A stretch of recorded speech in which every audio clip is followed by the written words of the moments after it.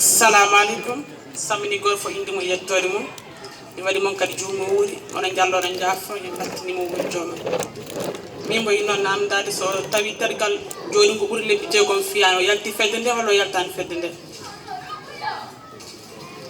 Assalamu alaikum bandiraɓe mi salmini moni kala inde mum yettode mum yen battini mo wuri taw yimɓe jeni saki to Allah dacci dentel fof yo Allah daccu dentel men joomam.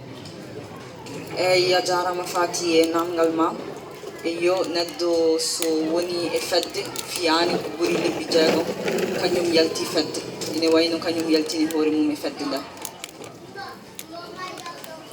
Joni noon hono jomum waɗata so yiɗi nattude fedde hen?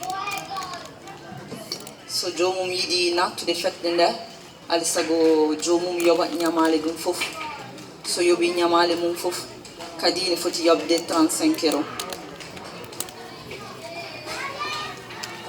So jomum yiɗi nattude fedde hen taw no fedde nde wallita ɗum taw musani muɗum yobde nde ko ñamlano ko?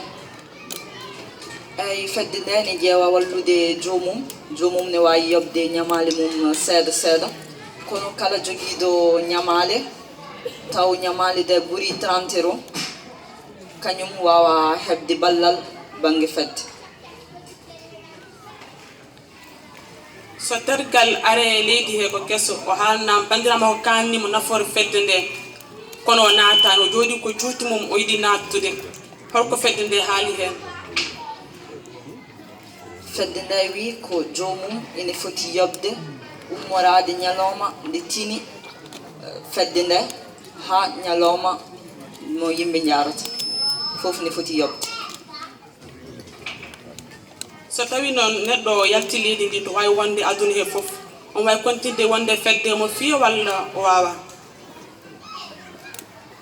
Eyyi neɗɗo jaltuɗo leydi ndi woni jaltuɗo leydi Italie ko ɓuuri lebbi jeegom on hiisake fedde nde.